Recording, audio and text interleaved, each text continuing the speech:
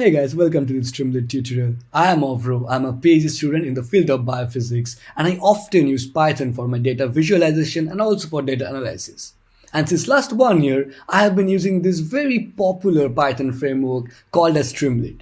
In Streamlit, you can convert your Python scripts or your machine learning model scripts into a deployable app. You don't need to know about CSS or JavaScripts or HTML. You can perform all of this in one programming language. How cool is that? And since you guys are here in this Data Professor's channel, I'm pretty sure you guys are aware of Streamlit and also Python.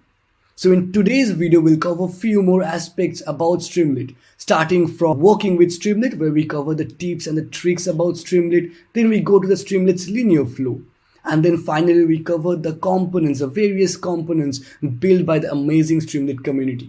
And once you are done with that part, we come to this automation part where we deal with the databases such as Google Sheets or Firebase. So without any further delay, let's start writing few codes together and let's start working with Streamlit.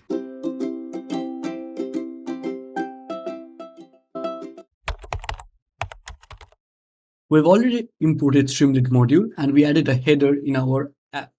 So now we want to add few radio buttons. So we use streamlit.radio.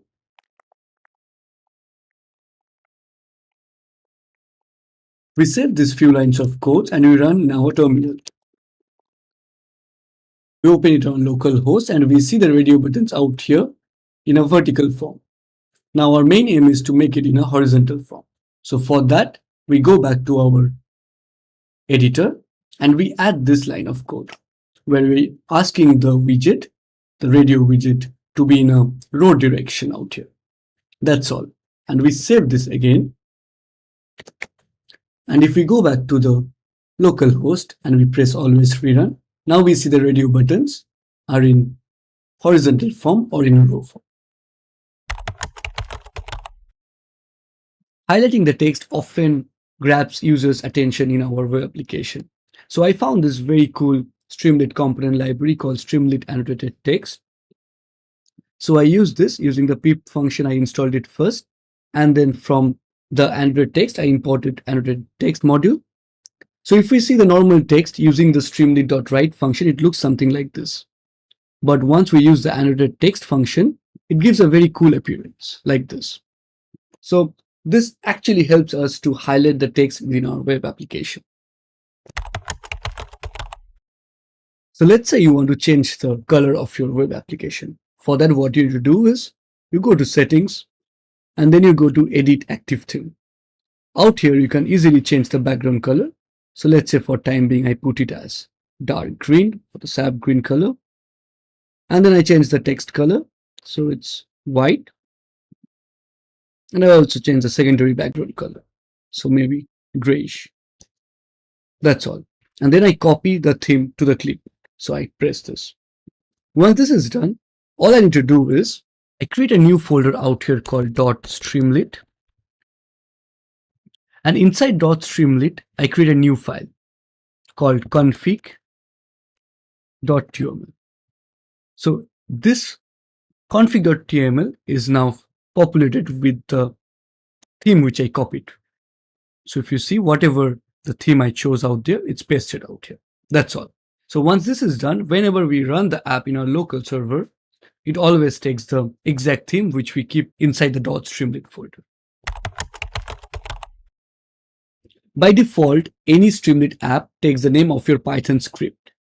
But here you can easily change it using the Streamlit setPageConfig function, where you give the title, Streamlit Tricks, the name of my web application.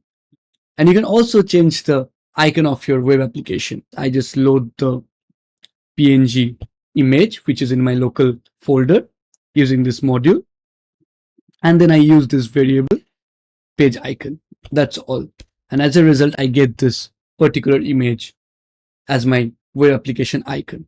You can also change your page icon using the emojis.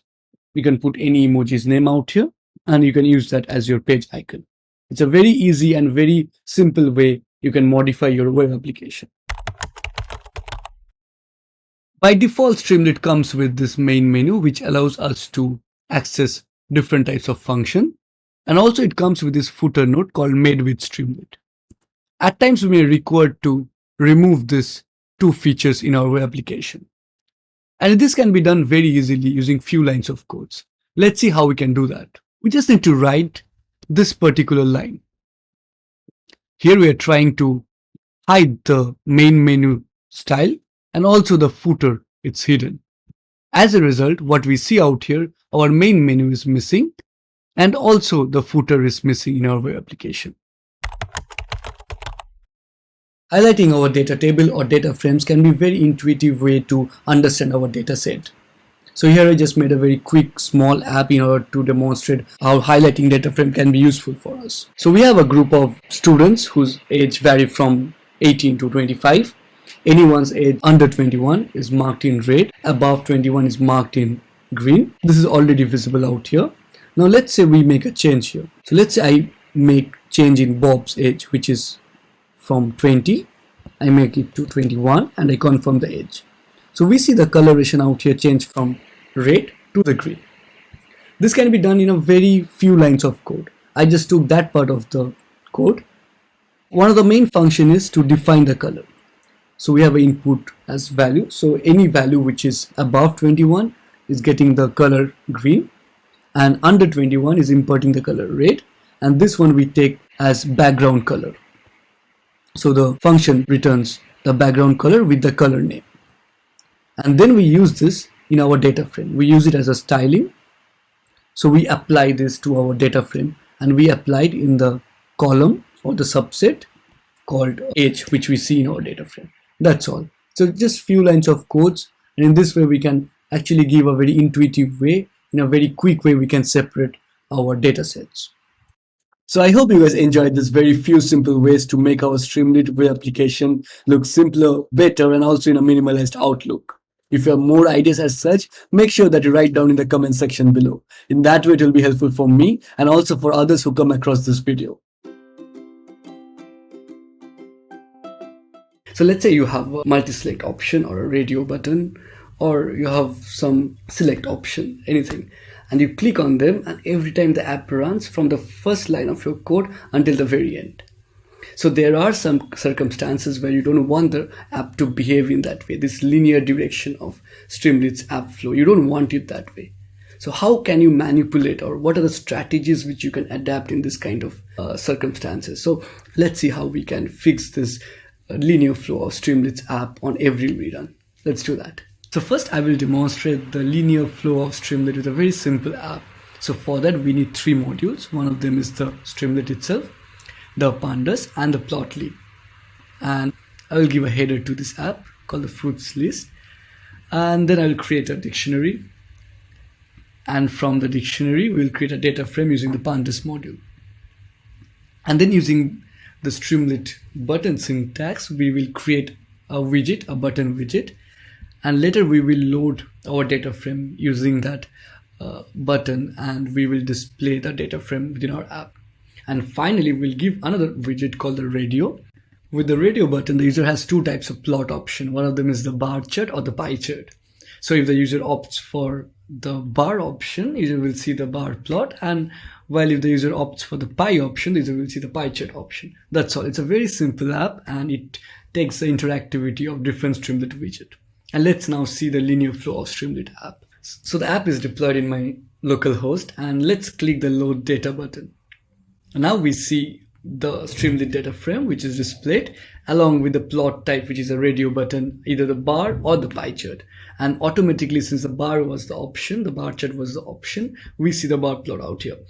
Now let's shift to the pie chart, and whenever we click the pie widget or the pie radio button widget, we see nothing is displayed. This is mainly because apps restarts from its reinitializes, or it reruns from the very first line of the code, and it stops whenever there is streamlit.button syntax is out there. So this is why we don't see any other data frame or our plot is displayed. Now let's see how we can fix this default characteristic of our Streamlit app. First change will be a very small change, and this is not ideal from the user interface perspective. So we'll add streamlit.checkbox instead of streamlit.button, which when is on the on state, the app will run through this part and it will plot our desired option. Either can be bar plot or it can be pie plot. So I will save this part and let's see in the app how it looks like. So now we see instead of the button, our app has a checkbox. So whenever we click the load data, so our app is now in active state and we get the bar plot as we have already seen during the button option also. But now whenever I shift to the pie chart, we see the app still reruns and it shows us the desired plot or the pie chart. This is mainly because when we use this checkbox or the active state option, our app continues to read and it doesn't stop, just like in case of the button, and therefore we get our desired result. So this is a very handy way of tweaking our code with a very one line of syntax. This checkbox is always not ideal from the user interface perspective. So for that, we need to implement the Streamlit.button, and the button needs to be in an active state. So for that, we have a different workaround, which I will come to the next part. It's more about keeping the Streamlit button in an on state using the Streamlit.session state. So let's try to implement that in our app. We plan to do a combination of Streamlit button and Streamlit session state. So for that, the first thing is we convert this to button. So that's done. And now we will initialize session state. So for that,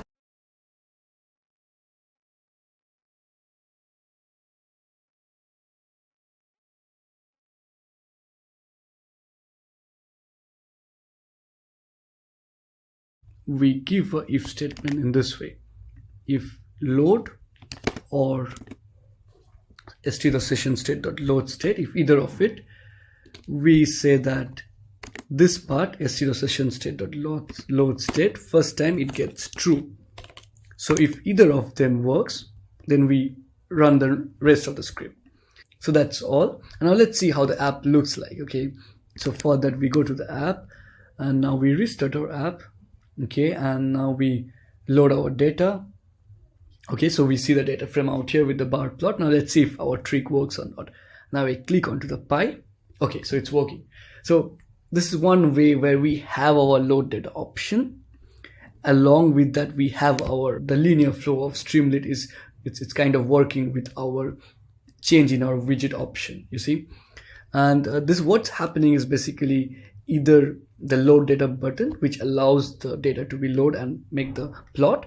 Otherwise, we use the Streamlit session state, which is remembering the state of our load data button. And in that way, we are plotting whatever we want to within our Streamlit widget. So it's a nice workaround how we can implement session state and button together and to dwell with our Streamlit's linear flow within an app. So these were the two workarounds for today's video. Please read my blog post where I also added the point how we can skip the computational part, because Streamlit has this default characteristic where it reruns on every widget clicked.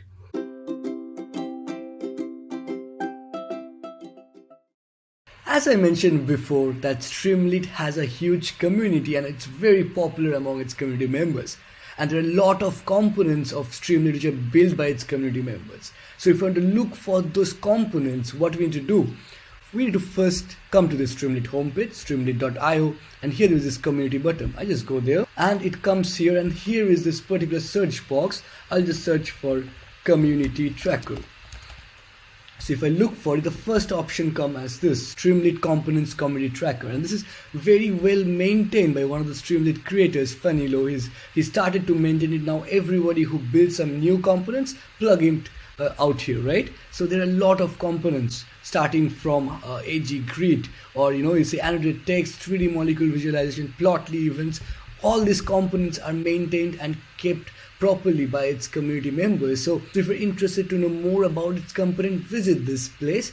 And in today's tutorial, we'll discuss few of these components which I will handpick. In order to demonstrate the Streamlit Edge Grid table feature, I have already prepared this very small app called Streamlit. The main purpose of this app is to search for scientific publication based on keywords. I will search with the keyword chlorophyll F, and I get around 62 hits. Among them, I will only load 20 of them. So here we obtain a data of 20 publication, and this table also has number of columns. The inner table was plotted using the streamlit.write function. Instead, we can use streamlit.dataframe or streamlit.table. One of the drawback of this table is it's not user friendly. And this is where the power of Streamlit Edge Grid table comes up. When I click this box, I plot the Streamlit Edge Grid table. Here we see an extra column, which is signifying the checkbox. So basically I can select one row or I can multi-select number of rows. And the function which is implemented on selection is I will see the details of the entire row. Apart from that, I can filter through each and every columns. So basically whenever I click this filter button and I go on to published on column, or rather I can go into title column, or I can actually filter via author columns. So let me filter via published on column. So here if I only select the year 2020, I get one of the publication. Filter by number of other parameters or number of other columns. Apart from this feature, another handy feature of Streamlit Edge Grid table is I can just press right click and I export the entire table into a CSV format or into Excel format. Now let's figure out how this Streamlit Edge Grid table was implemented in the code. For that, we need to first install Streamlit Edge Grid using the pip function in our terminal, and then we need to import from the Streamlit Edge Grid package. So we imported the Edge Grid and the Grid Update module, and we also imported Grid Option Builder module. And then I wrote a function. So this function take the data frame as an input. So here we write Grid Option Builder dot from data frame, and we put this argument data frame. We also configure its pagination. So out here we see our 20 rows of publication is separated into two pages. One of the page has 10 of the first 10 publication, and the next page has the rest of the publications. We also have the multiple checkbox option. That checkbox option was enabled or we kept as true. Apart from that, we have the width parameter. We can also put a theme to our Streamlit Edge Grid table. And the last function, one of the most important aspect, is the selection change. So whenever a user is making a selection, we can get a response out of it. So I take the selected row as the response out from the user input. I then use this in the app. So as you can see, Streamlit Edge Grid table is much more superior in a way which is much more user friendly compared to our default Streamlit table or Streamlit data frame. It has the pagination, it has the filter column, and also it can select and enable multiple checkbox option.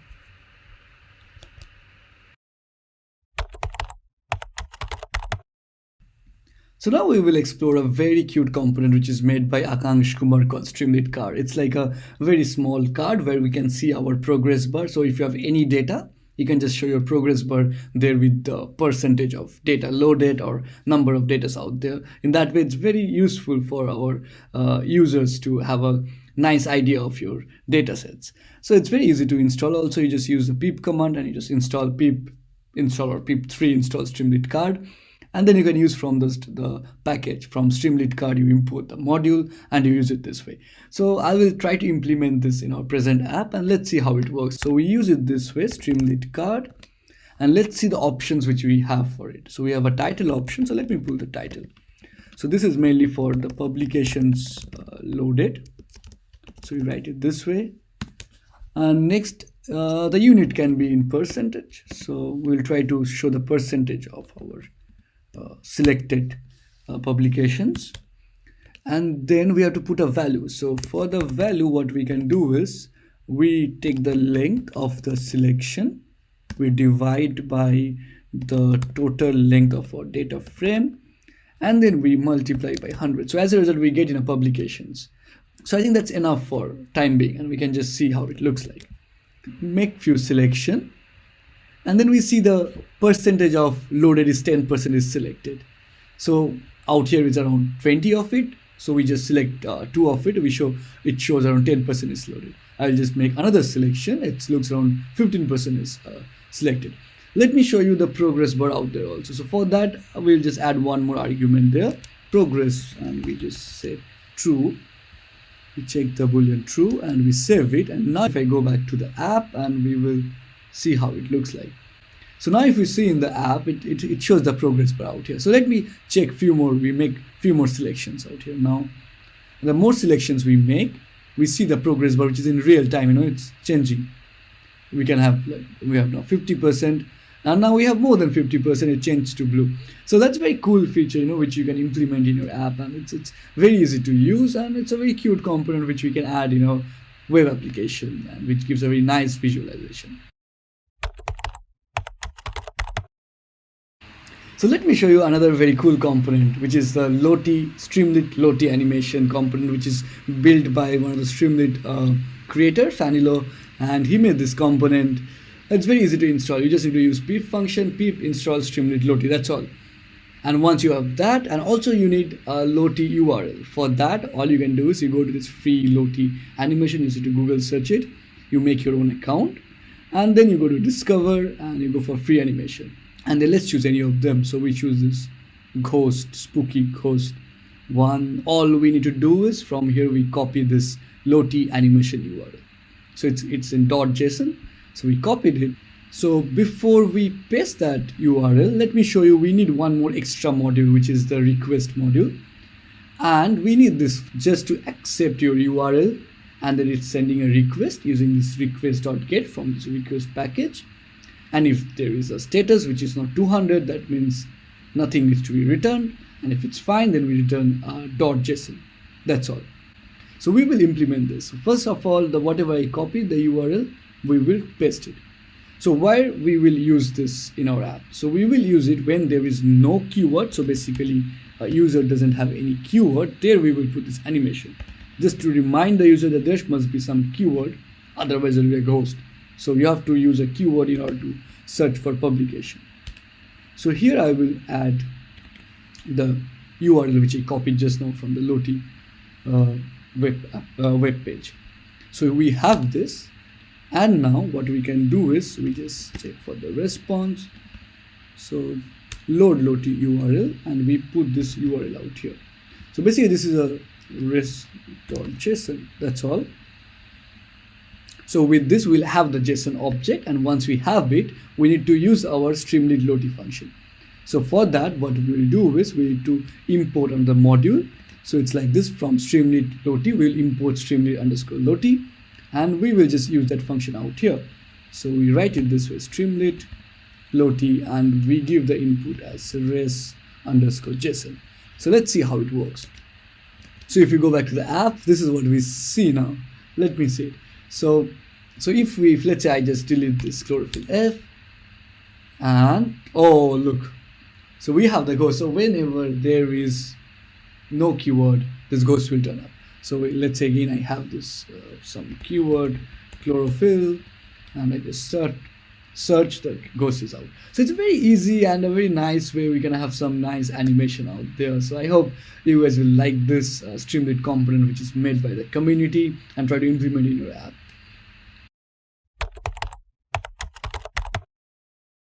So normally for plotting we use matplotlib or plotly or vegalite. So we can use number of modules, Python modules, to plot Streamlit app. But there is another Streamlit components which is again built by the Streamlit community, and it's called the Plost. So if you see this GitHub link here, you can see how we can install Plost. So it's just easy to use. Pip install Plost. The first thing is we need to import Plost module. So I have already installed it. So we import Plost. We are trying to show the top journals. So let's do it in this way: top journals, and here are a few lines from where we get the top journals, and then we will try to make our plot. So we'll make a pie chart. So we write. So let's first make a container here. So with container we can put the plot inside that container.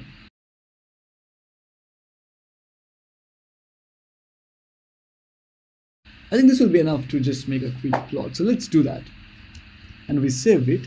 So we already have our plot pie chart out here. So we can set the journals with maximum publications in our loading data frame. So that's how we use Plost out here. And if you go to this Plost app demonstration, I think there we have a lot of other way how we can use Plost. So please check onto that, and it's really amazing to use Plost, Streamlit app. So there is another very interesting component which will be useful in order to embed your code either from your code pen or also from GitHub Gist or your GitLab snippets. So in this type of case, you can just embed your code inside your Streamlit app. You can also use streamlit.code, but this is a nice alternative for that. And how you can do that? All you do is pip install Streamlit embed code. That's all. Once you are done with that, you can just need to paste your URL out there. I will actually paste the URL which I used to import this module, which is basically from Streamlit embed code import github.gist. That's all.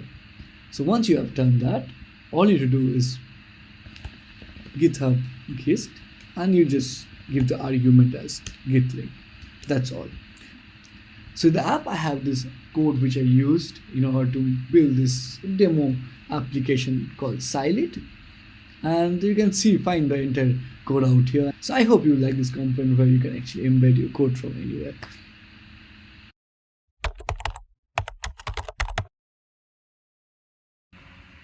So apart from the demo app which I showed you, I will also try to mention two other components which I often use. One of them is the Streamlit 3D Mole.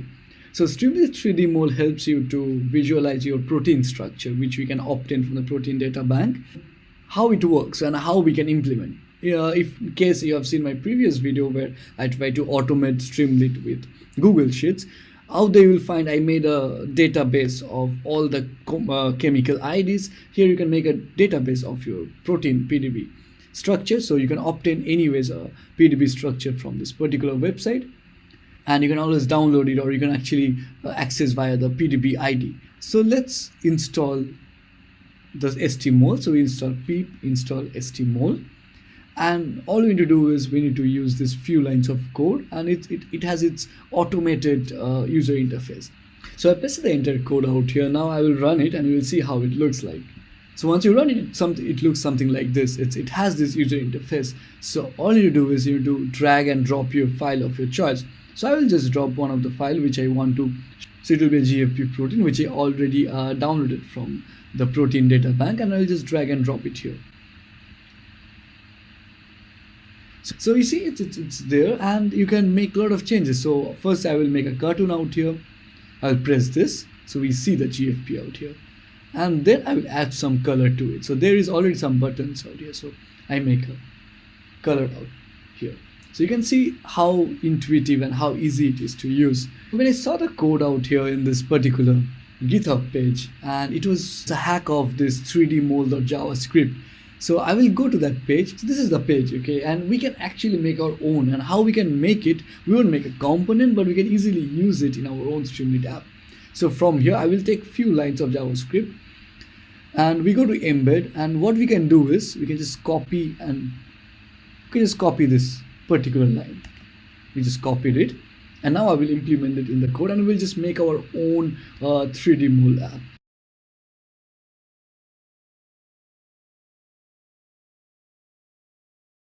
And now what we do is components.html. Here we will paste the JavaScript which we copied actually. So we keep this space here and we paste it here. So I will give the width as let's say 500 and height also as 500. So if you see now, we already have our structure, the molecular structure. So now we can choose any of the molecular structure and we just put it in out here. So for that, let's tweak a bit with our code.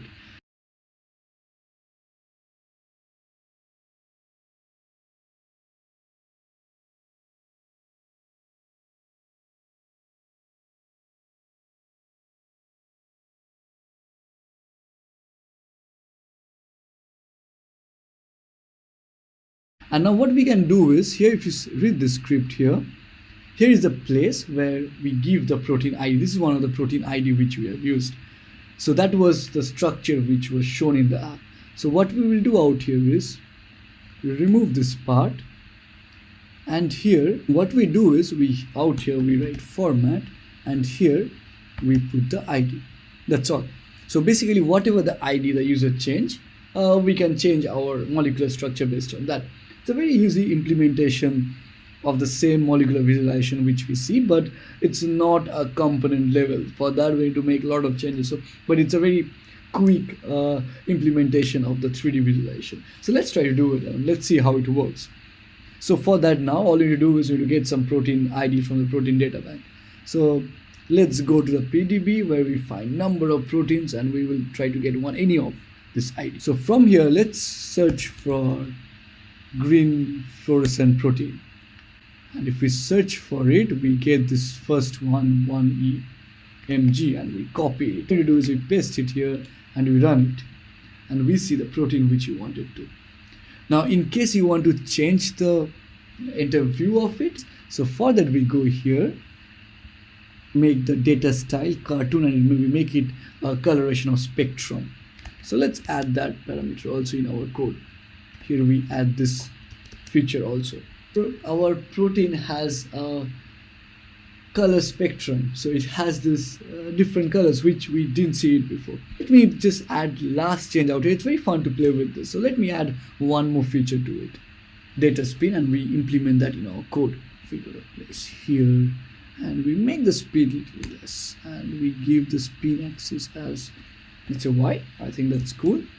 And let's check in the app how it looks like. Now our protein is actually rotating around. Isn't that cool, right? So this was one of the things which I really liked and I wanted to share with you guys, and I hope you guys will like this part.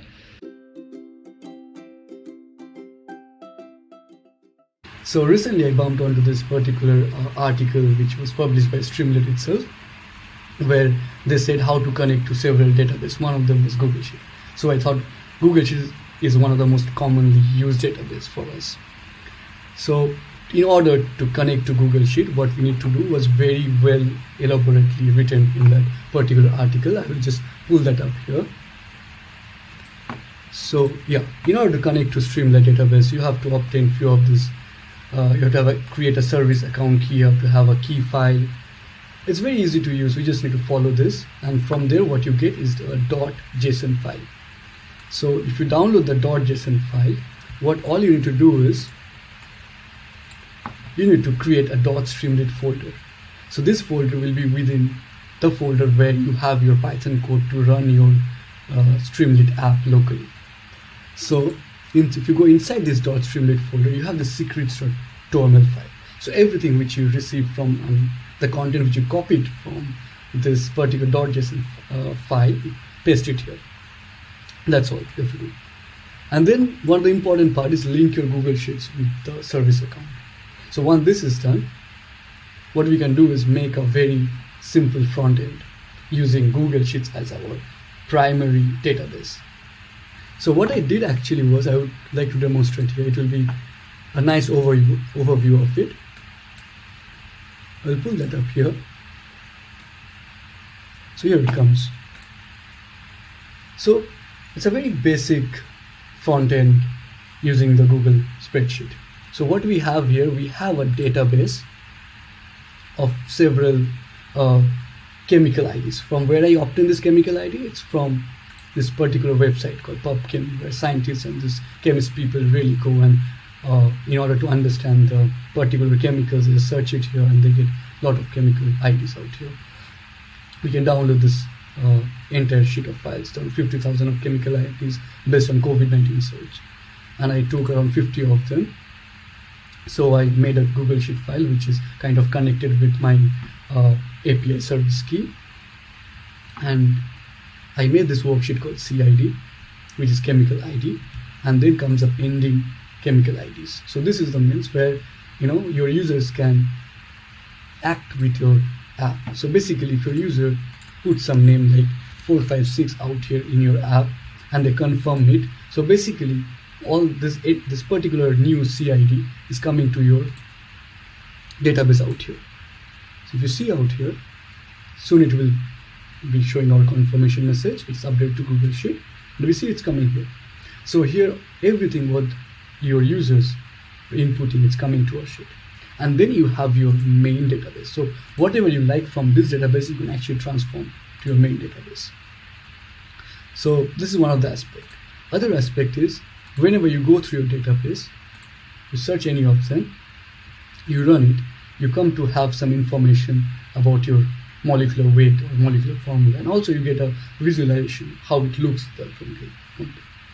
So in order to do that, I wrote few lines of Python codes, and That's enough to build this very small UI or a front-end user interface. So now we will go to the code basically. So I'll bring my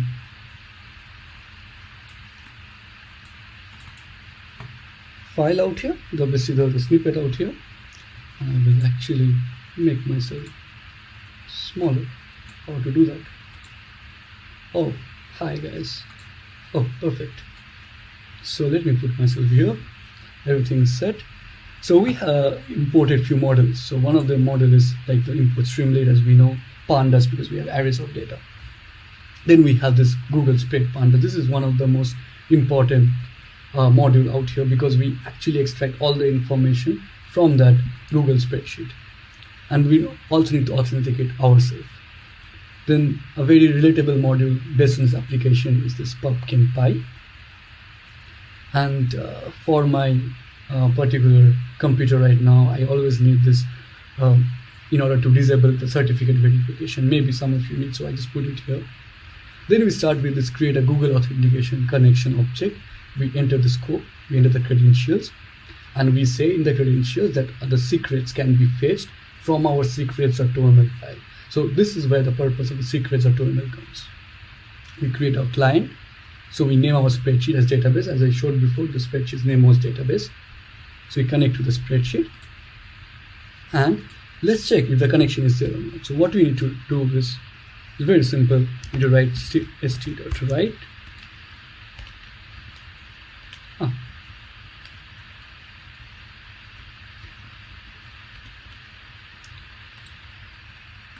Okay, cool. Spread.url. So this will actually show us the URL from where it is. It's not a nice way of checking if the connection is there, but it's just a test out here. So I will run this particular script. I'm expecting to have my localhost out here. Let me put one of the screen here.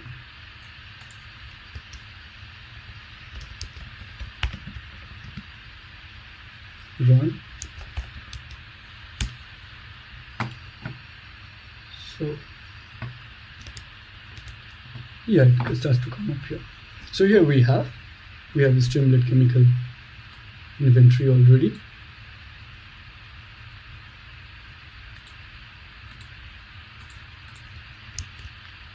And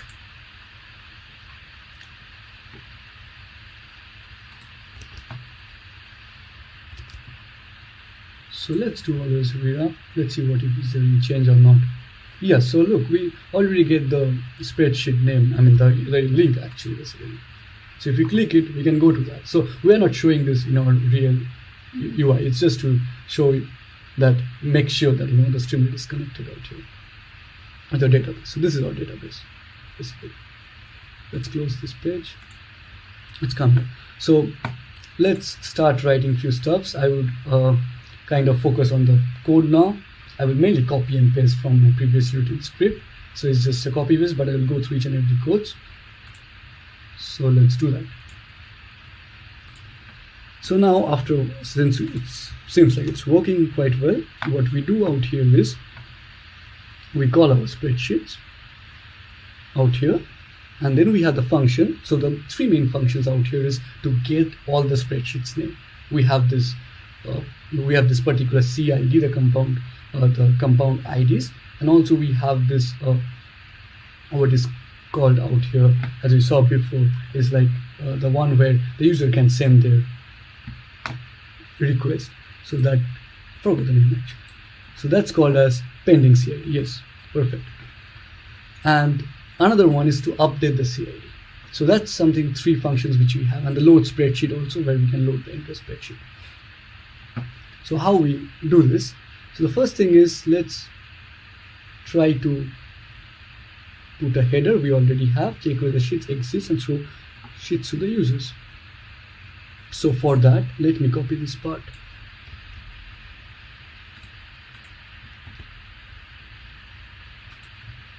So we call our function where we try to get all the spreadsheet name, and let's then try to make a radio button which is populated with all the sheets name. So all the spreadsheets name, what we have in our the entire spreadsheet, the two worksheets which we have, we will populate with that. So let's see if it works or not. This is not the one. Yes, out here. So look, we already have our available worksheets which we named out here. Now what we try to do is we'll try to create a select box so that we can actually dump all our CIDs out here. So for that, what we need to do first here is we need to load our spreadsheet which is chosen out here. So let's say if we choose the spreadsheet which has the CIDs, all the chemical IDs, we need to load that first. And then what we need to show is the availability of the selection. So basically we throw the list of CIDs which we have. For that, I will just copy this part. Okay, now let's run it. It's running behind. So look, we have this select box with all the CIDs which we have in our database. It's very simple. And then we can actually use the pubchem module to dump more information to the, if a user is interested to see what this CID stands for, what are these chemical compounds are, we can dump all this pubchem information. So that's where the module pubchem py comes handy. So let's do that actually. So I'll copy the snippets. Here it goes. And also what information to look for. So for that,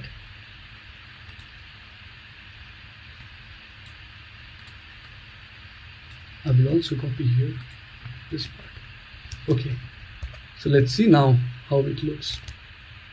So it's running there. So look, we have all our CIDs. Now if the user wants to see molecular weight, it comes here. That's perfect. Now let's say we want to make our visualization interesting. So we want some plot along with that. So what we do for that? We use another model actually. So let me first import that model out here. I don't think we have imported before. No. Model for this, what we need is basically just models. So PySmiles is something which takes the smile conformation of our chemicals and read it. We need these networks for making these nodal graphs kind of, and we need this matplotlib for plotting it. Also I need this date time later, so I will keep it here for time later. Yes, so now we need to create where we can actually plot something. So if the user is interested to plot, what do we say? Plot Streamlit or checkbox. Please plot the structure.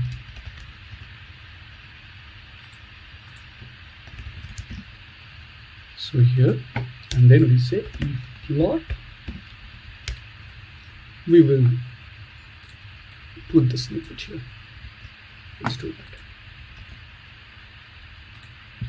It's not, yeah, perfect.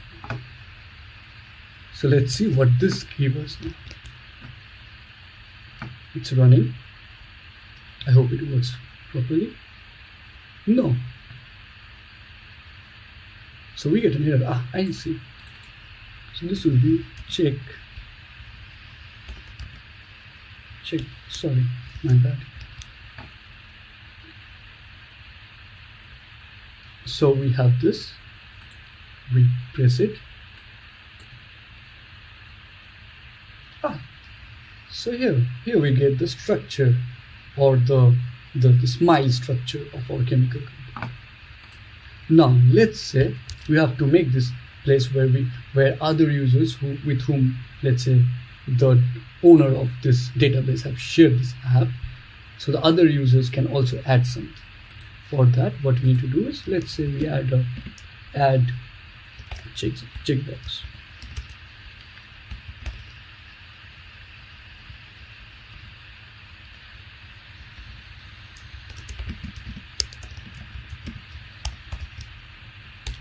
So if the user adds this thing, what inputs will come, we paste it here. So the user can input the new CID, and also then the user needs to confirm it. And then if the user confirms it, what will happen? So for that,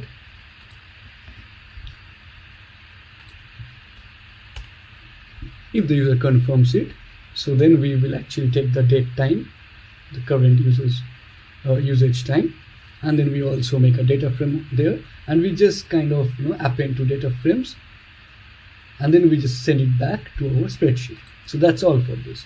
And then we are kind of prepared with a simple inventory database. So now when it's running, you will see this. Let me add the CIDs. Here I click it. Let's say now you add something 4, 5, 6, 7. You confirm it as I shown before.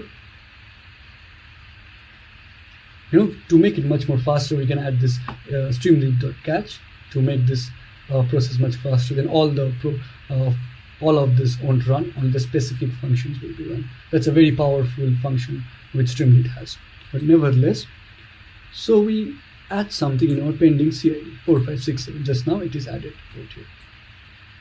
So let's try to add some new structure. Let's say we add something called benzoic acid. So let's check if it works properly or not. So it's called 243. Now it's a very proper one. Let's directly add to our main database. Let's not wait for our pending approval. So if we do that, and we just need to restart this so it loads again, we can actually add this restart app button. So now what we see out here is 243 is there. Now when we click it, we all know the benzene ring, okay? So let's see how it looks here. It's a benzoic acid. It's a benzene ring with its acidic group, the acyl group actually. Sorry, the COOH group. Yes, it's a benzoic acid. Perfect. We can add more stuff also. We can add something called something good looking. So let's add this bulk mixture fluorine. It's a very famous one. Let's go back. Let's come here. Or shall we add like this? Yeah, we can add like this. Or let me just directly add it here.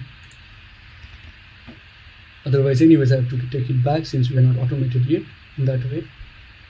So now if I restart this app, fluorine is really pretty looking actually. So let's look at how it looks.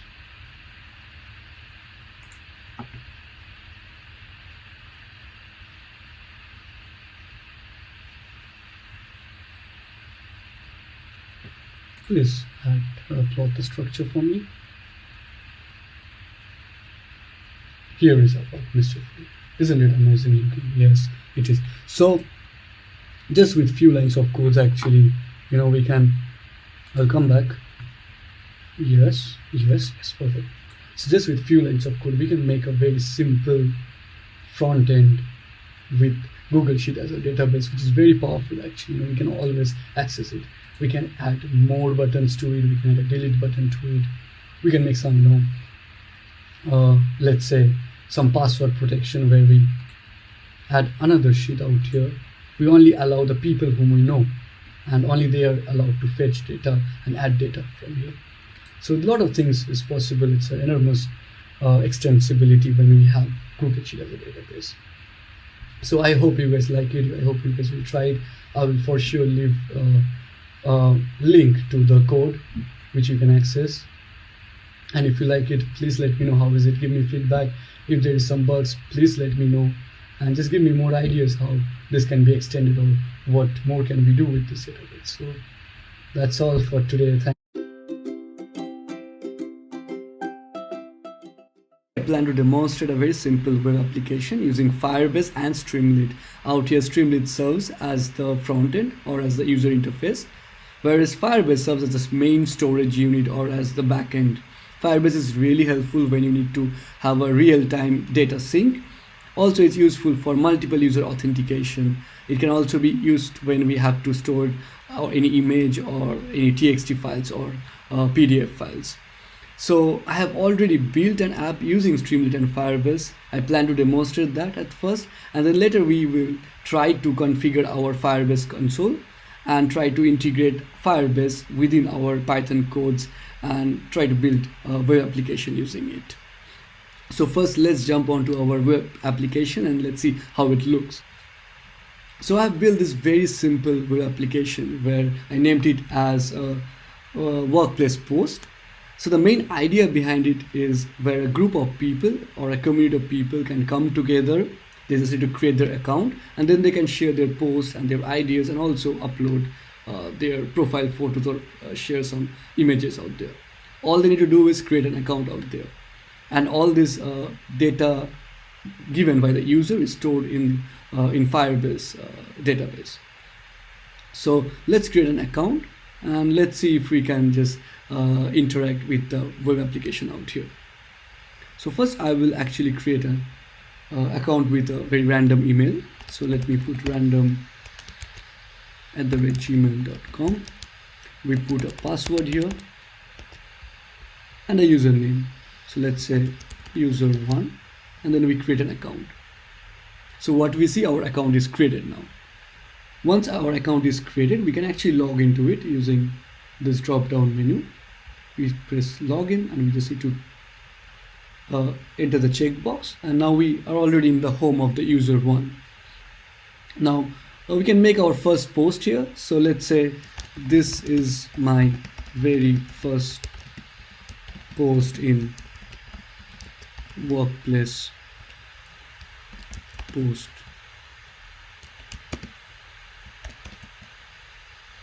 community. Let me give a nice smiley and then we share the post. So the post is shared. We see a lot of balloons and here we see the post out here. So what else we can do? We can actually go to the settings and upload a photo for this user.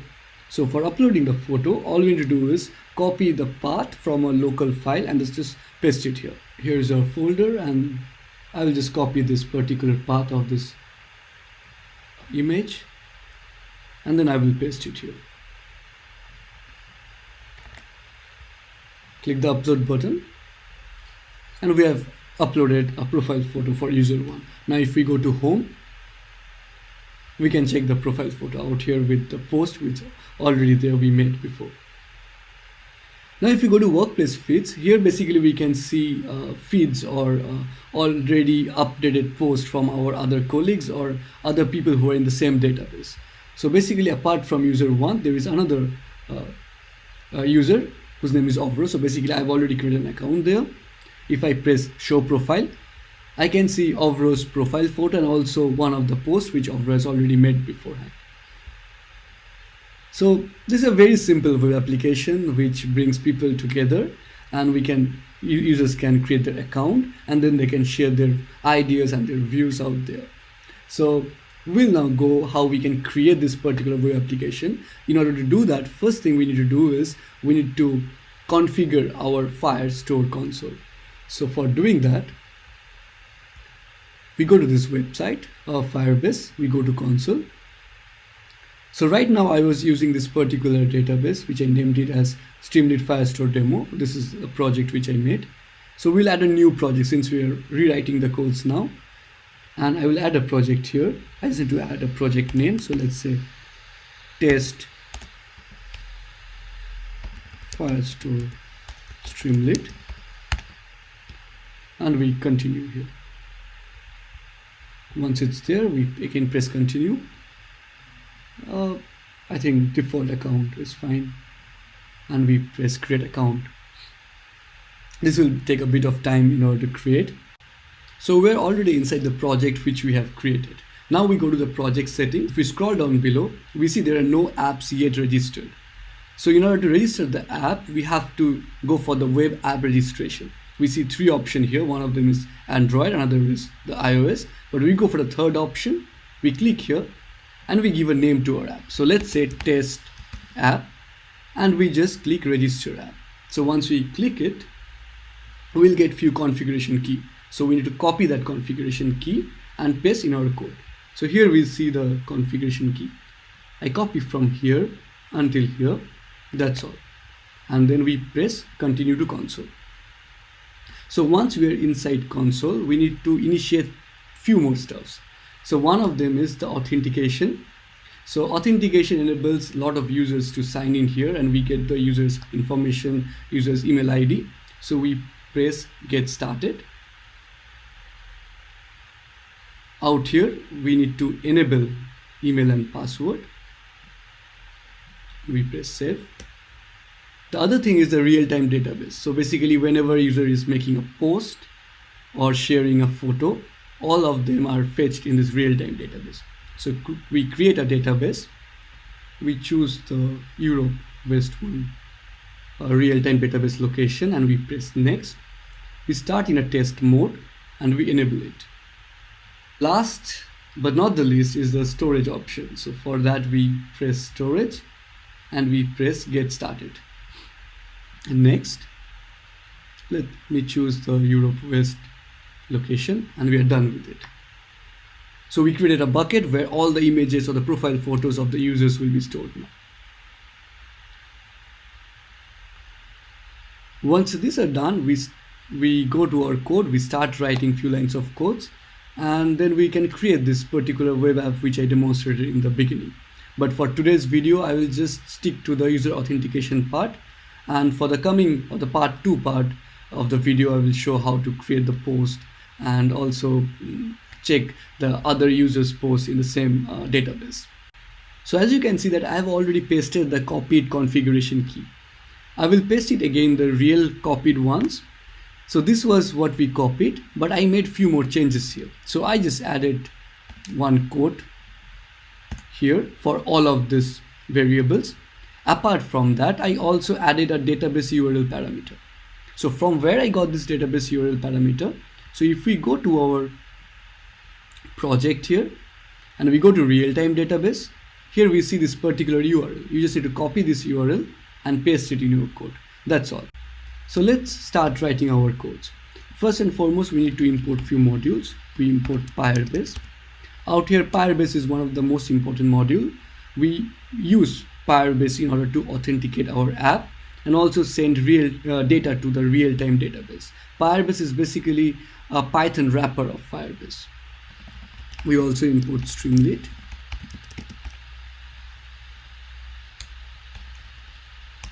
And later we need datetime also.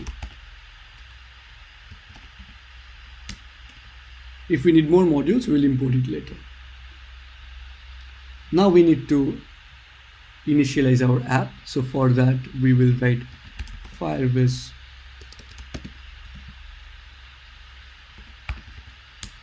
Firebase.initialize app, and we give it the input as Firebase config key.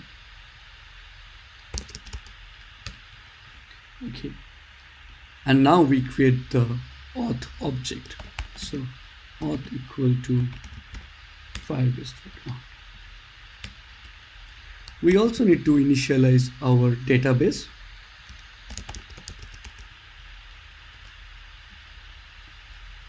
So we say db equal to Firebase.database. We also need storage later. We can initialize that now.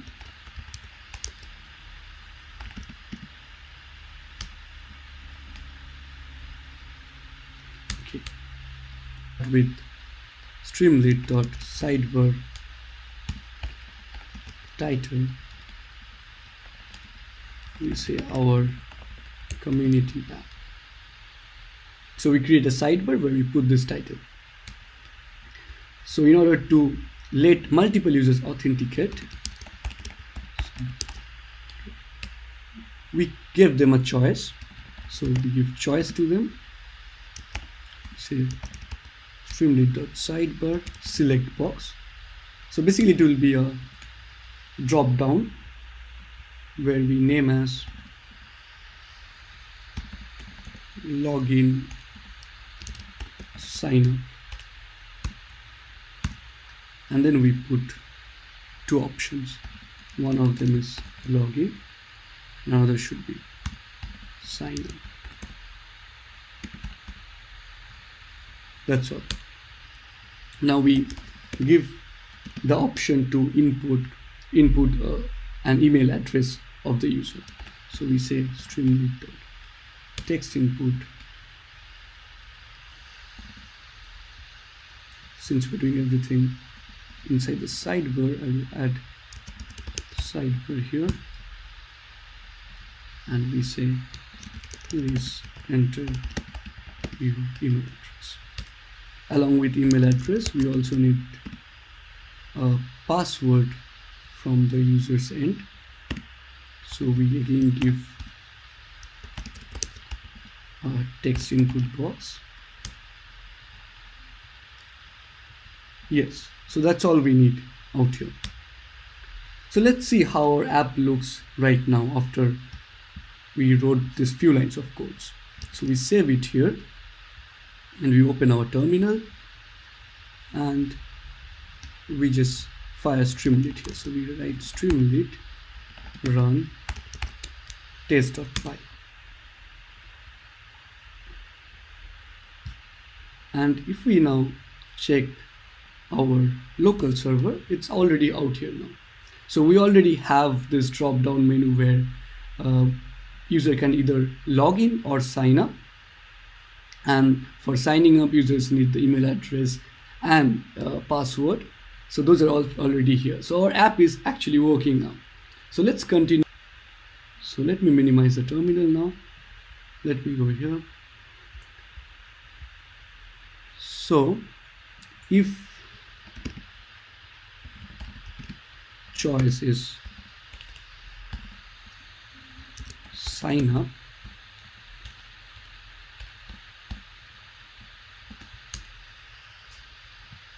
we give the user an option to also choose his or her username or an handle name. So basically it's the app's handle name which the user can choose.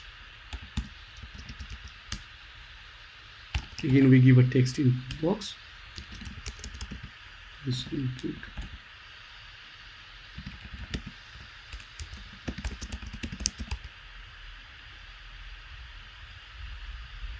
We can give a default value here. So we say default. And then we give a submit button where the confirmation box that user can submit the email address, the password, and also the handle name. So we say Streamlit sidebar button, and we say create my account. So now if the user hit this submit button, what we do is we try to create an user with email ID and password. So we say user equal to, call the auth object, create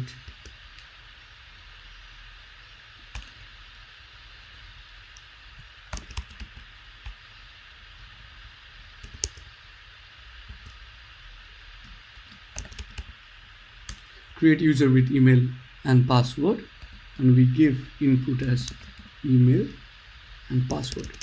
This we receive from the text input button out here. So once we have that, we throw information that st.success, and we say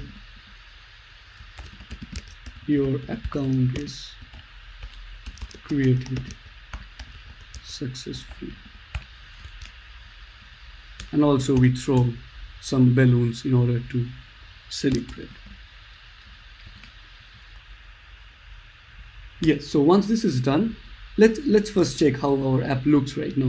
So now if I go to this sign up option, we see there are two extra features which has popped up. One of them is for user's handle name, where user can input his or her own handle name, and other is a create my account button. So when this button is clicked, then the user's account is created successfully. So we'll add few more lines of codes. By that, we'll try to store all the information which we obtained from this sign up in our real-time database. And then we are done with this part of this web application where we can actually authenticate multiple users. So let's go back to the coding block. So now here we will try to sign in.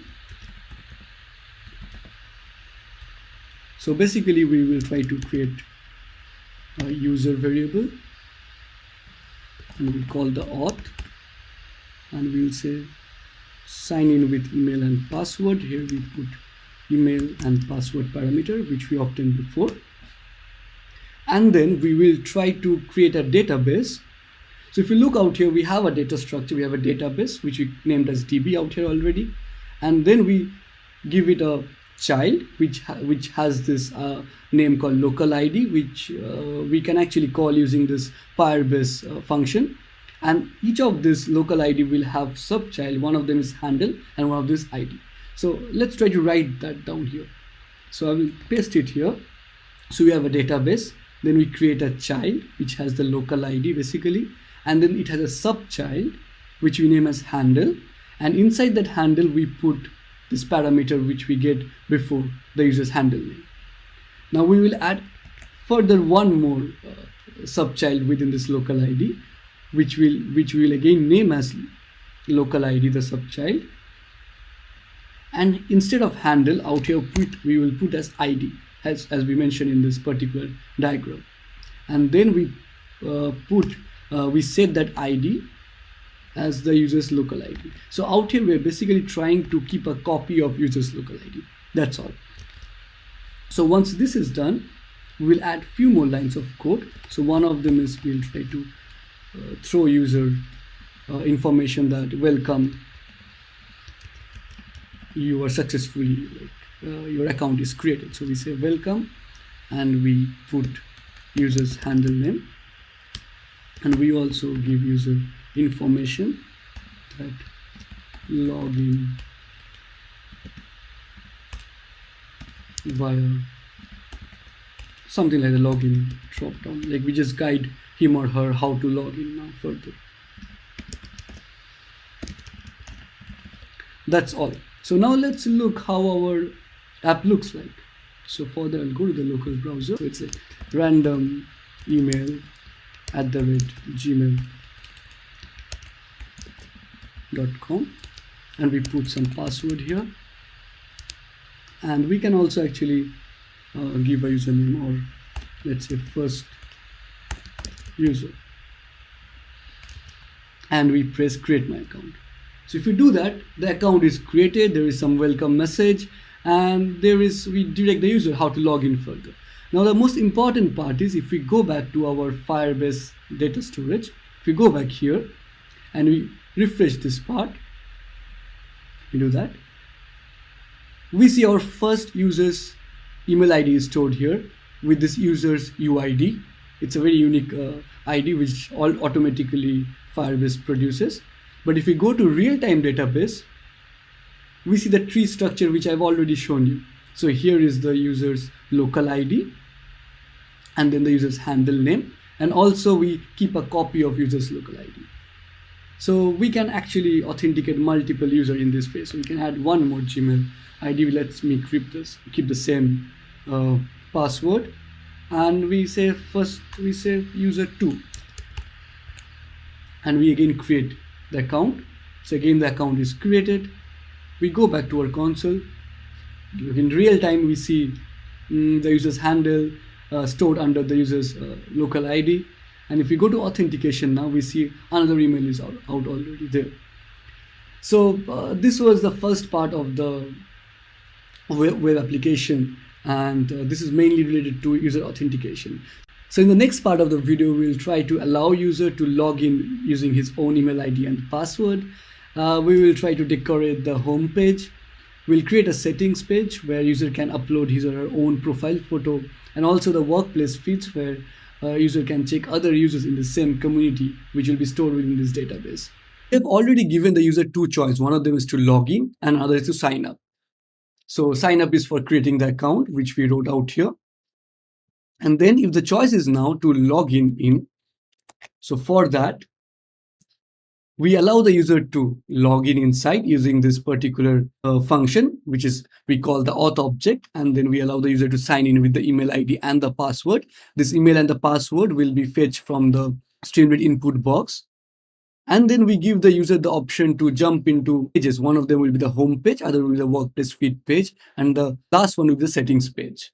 So now if I save this code and if I run it in my terminal, how the app will look. So let's go into that. Run, and we run this script. So this will open in my local browser. Yes, and now if you see that in the login option, we have this particular checkbox.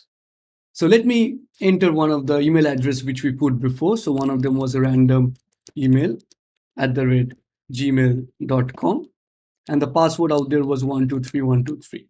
And when we click this login checkbox, the user is logged in inside the user's account.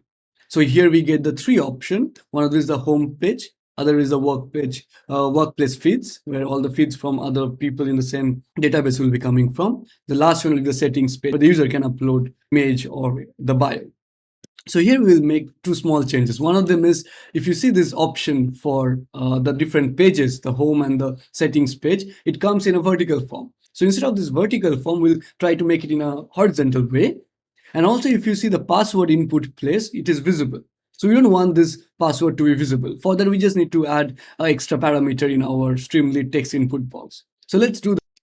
And here, for making it in vertical way, we write this line where we are asking the widget to be in a row form or in a horizontal way. And also in this password input box, here we give the type and we write password. So this will allow us to hide our password.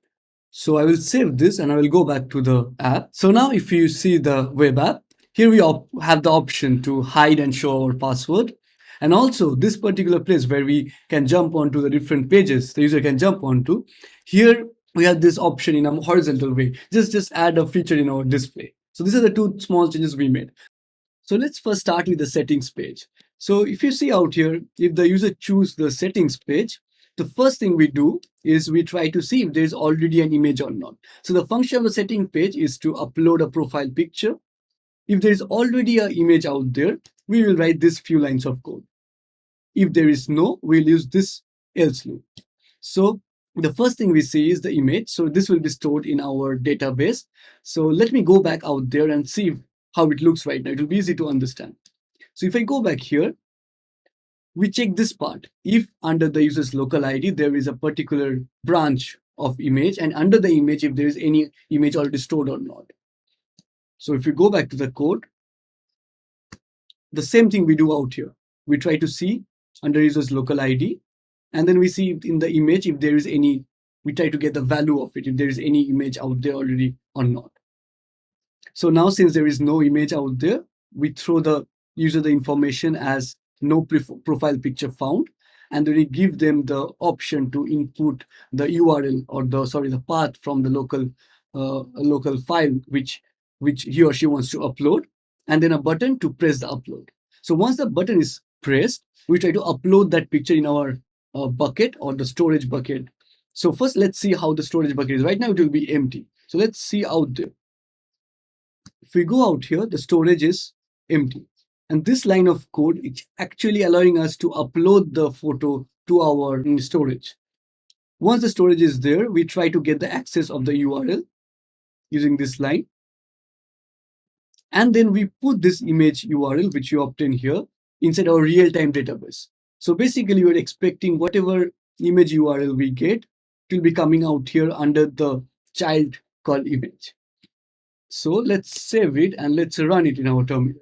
There is no profile picture found yet, and we get this particular box where I can actually enter a new image path from my computer. So let's do that. So I will go here and I will try to copy the entire path of it, and then I press the upload button. So this is done because normally when we go back to the home page, now we didn't write the code for the home page. Normally it will show it appears. What you can do is you can just go to the home page and just come back to the settings. Since there's already its upload, we see the profile picture which you uploaded now. And now if I go back to the Firestore, so out there under image, there is a new profile image URL. Also, if you see the storage out here, It's already stored here. So all the images which the user uploads is getting stored out here, and with the unique UID or the local ID, it's getting stored out here. So in this way, you can have a real-time data fetch or the real-time profile picture fetch from here. So this is how it works right now. Now we go to the next loop, the if loop, which we used in the beginning. If we see out here, if there is already an image, get the value, how many images are there, or we try to get the value if there's an image or not, and then we loop over it, and we choose the latest one, and we show it to the page. The first image which we see, that's coming from this, the ST image choice. And then we create an expander, and let's say the user wants to change the profile picture. So this part is mainly if the user plan to change the profile picture. So we allow the user to enter a new profile path, and then the same lines of code which he wrote before when there is no profile image, we allow the user to upload, and it again gets stored in the buckets, the storage bucket, and also a real-time database. So very few lines of code. So let's see in our web app how it looks. So if we go out here, since the user already has uploaded a profile picture, it's already there. And if I now click this expander, we can actually upload a new profile picture. So let me do that actually. I go to my Finder and let me select a path of a new picture. So I'll copy the path and I will come back to the app and I will paste it here. So it's uploaded successfully. And now if I go back to the settings page, we see a new picture out here. So it's a very easy way to change your profile picture. So this if block is basically the same repetition. It could be better, more concise if you write in a one single function. But this is how we can actually change and make our settings page and change profile picture. So now let's create the home page. So if it's bio is home, we create two columns. So one of the column will have the image and the other column will allow the user to create new posts, and it will show the array of posts which the user has already made. So we write Streamlit beta columns. We give two columns out here. So our first column will be for column for profile picture. So out here we say with column 1, we use this lines of codes.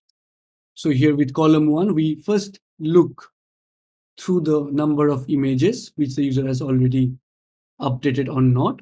If there is an image or a profile picture found, we loop over the images, and then we show that in the home page using the Streamlit function called streamlit.image. And if there is no image found, then the user is guided to upload a new profile picture out here. And also the user gets the option to make a post in the same column. So user can make a post. So here we use the Streamlit text input function, and user can make a post with maximum 100 characters. And then there is an add post button. So if this button is pressed, the user can update the post out here. So for that, we say once this button is pressed, we use this lines of code. So basically, if add post is made, we try to get the date and time, and also we convert it into a string. Then we make a dictionary, which consists of the post and the timestamp, and all this we put in a result. So basically, we put it inside our local ID umbrella, and under that there is a child called post, and inside that we put the post which the user has made at a particular time, and then we throw balloons just to celebrate the post made. So let's press this part, let's save this part, and let's go and see how our app looks like right now. So if you see the home page now, if I click home page out here, we already see the profile picture of the user, and also there's a box where the user can make some post right here. So if I say, hi, I am Avra, and I share the post will be updated. So there's a balloon and the post is getting updated. But we still don't see the post which our user already made. So for that, we need to add few more lines. And then we can also see in this other column where all the posts will be visible. So let's go back to the code again, paste the code. So in the column 2, we don't need this header at all. We loop over all the posts, and then we put in a reverse order when we loop around, and then we display the post in a code block using the Streamlit function. That's all. And we save it here. If I go back to our web browser, and we see that the first post which we made out here is already visible. So this is the first post which I made just now. We can make a second post. So let's make another post. And then we click the share post. If I click it, there is a balloons, and then we see the next post is already out here. So all the posts that is make will come in this column in an array form, and the post and the profile pictures will be put in the column 1 out here. So let's go to the last part of this video. The last part is about the workplace feeds page. So in this page, the user can see the other users who are already within this web application or within this database. The user can see the image, the profile photos, and also the post that is updated by them. So I've already pasted the codes. We'll go line by line and see how it works. So here we try to get all the users which is in our database. We loop over all the users' handle name and we store them in a particular variable called res. As a result, now we have the total number of users within this particular community, and we throw that information as streamlit.write, and we write down total number of users within this particular community. Now the user whose profile is logged in, he or she can choose a particular colleague whose profile he or she is interested to look into. And when the push button is pressed, the entire details of that particular chosen colleague is visible now. How we see that part? For that, we loop over all the users using their handle name. And if the user's handle name is equivalent to the choice, we try to obtain the user's local ID. So now once we have the user's local ID, it's very easy for us to access the particular bucket where the profile picture is stored, and also the real-time database. So what we do from the real-time database, we get the user's local user's handle name. We search via the local ID, then we go to the handle node, and from there we get the value of it. We throw that information using Streamlit markdown function. Then also we can get the user's profile picture of that particular user. We loop over it. If there is no image, we give this information that there is no image by that particular colleague, or we try to show that particular colleague's image or the profile picture. So we also look for all the posts made by that particular chosen colleague. And for that, we try to use the get function. Using this get function, we get all the posts, and then we see if there is any post made or not. If made, we try to loop over them, and we display all the posts made in our workplace feed page. So let's go back to the web app and let's see how it looks now. So if I see out here, there are 3 users. One of them is Avra, myself, and the first user and the user 2, which we made the last time during our video. So right now I'm logged in using as user 2. So if I go to Avra, that's my profile, and press show profile out here, we see Avra's profile picture along with the post he made out here.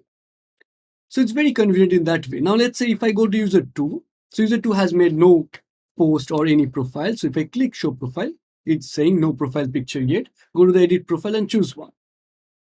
So as you see, it's a very easy app to make actually. So it's a very simple app with very simple lines of codes. I mean, I know there are a couple of places where I rewrite the codes a couple of times. So for that, we can make a single function and use that function every time. So there are a number of ways to write that. So please leave your comments or any bugs within this code in the comment section. I will actually pin the entire code which I used out there in the description box. And I hope you guys like this video.